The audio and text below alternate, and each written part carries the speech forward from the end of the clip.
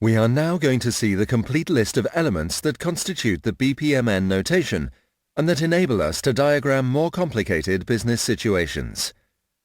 The interesting thing about BPMN is that it is possible to add greater complexity and information to a process without changing drastically the look and feel of the process.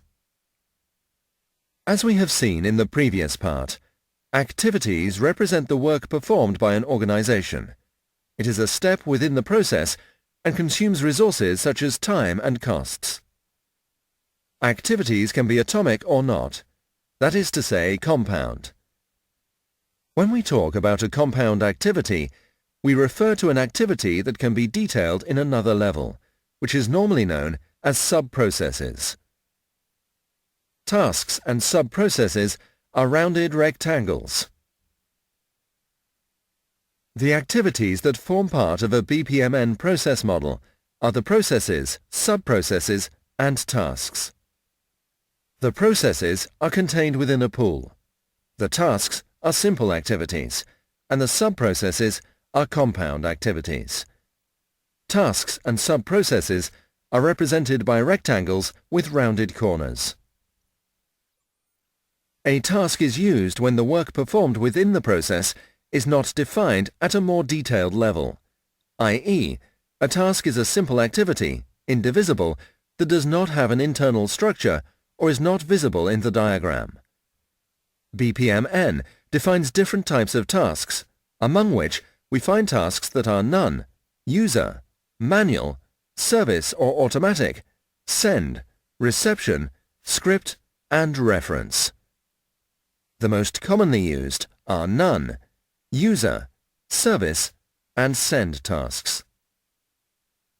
A user task indicates that it is an activity performed by a person or user with help from a system or software. A service task is an activity performed by a system without human intervention, i.e., an automatic activity. BPMN does not establish any icon to indicate which type of task it represents. However, the majority of BPMN process modeling tools use an icon to differentiate the type of task. In the example, you can see the process flow of the replacement vehicle guarantee process, that depending on the cover of the policy, the insurer offers a replacement vehicle to the client involved in the accident. Within this process, we can observe that the task to include the information of the replacement vehicle is a user task. That is, a person performs it with the help of a system or software. Afterwards, we have a send task, whereby the supplier is notified that he should deliver a vehicle to the assured. And finally, we have a service task, where the authorization to pay the supplier is realized in the payment system of the insurance company.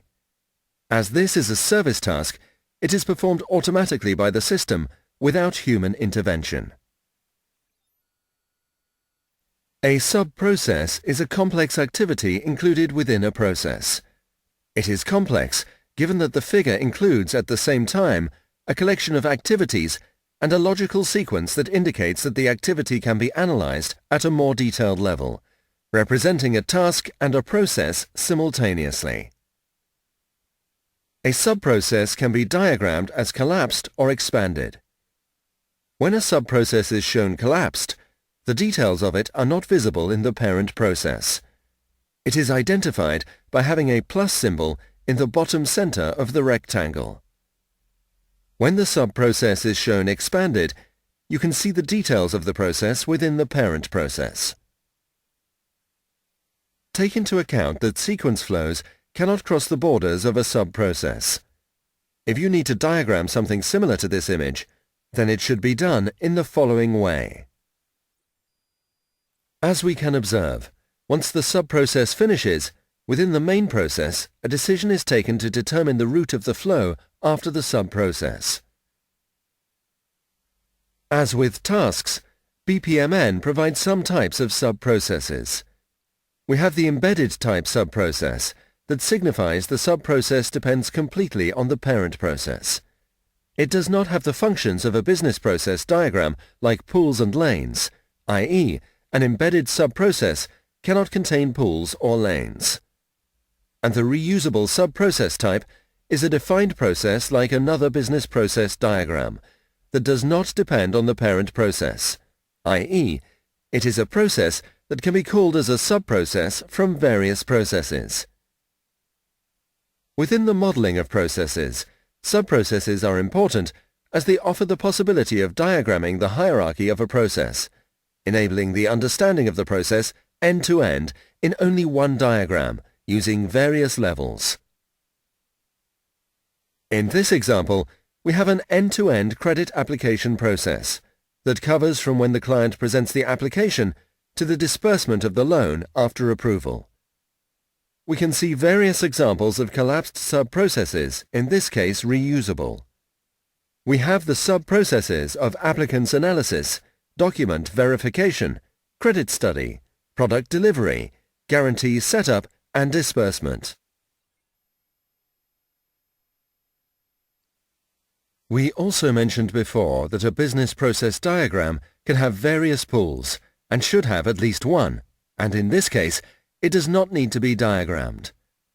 A pool enables us to represent an internal process, where we can see the detail of the activities and the sequential flow, or an abstract or external process where nothing is visible inside the pool, also known as a black box. BPMN establishes that sequence lines cannot cross the borders of a pool, and if it is necessary to show the interaction between pools, then message lines should be used. In order to represent the different participants on the inside of an organization, we can use lanes. Lanes are subdivisions of the pool, and BPMN does not establish rules for these. As we have seen previously, events represent something that occurs or may occur during the course of a process.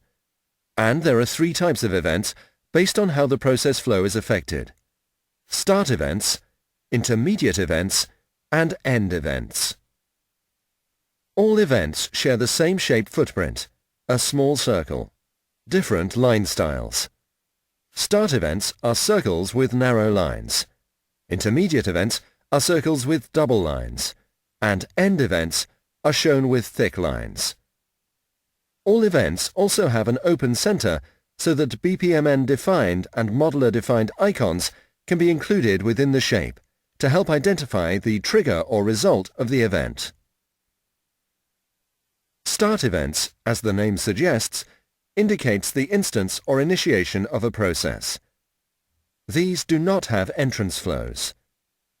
BPMN establishes that it is not obligatory to use a start event within a process diagram, although it is good practice to do so.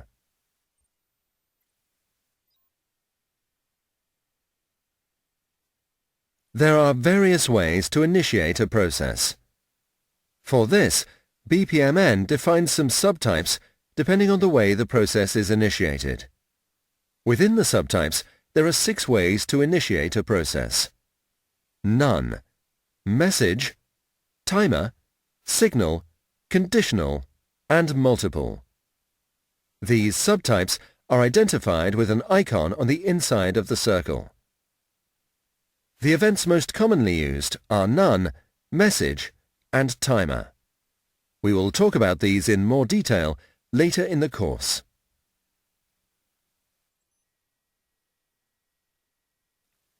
End events indicate that a process flow or a subprocess has reached its end. A process can have more than one end. It is not obligatory to use it, and it does not have outgoing sequence flows. End events are represented by circles with a thick line. Inside the circle, there is an icon to identify the type of end event. As mentioned, a process can have various end events. Additionally, this event can represent a different type of result. BPMN defines the following types of results for end events: none, message, termination, cancellation, error, compensation, signal, and multiple. The most commonly used are none, message, and terminal. Later on in the course, we will talk in more detail about these. Now we are going to see the intermediate events. Intermediate events indicate something that occurs or may occur during the course of the process, between start and end. They affect the process flow, but do not initiate nor end it directly. Intermediate events can be used to show that the process sends a message or waits to receive a message.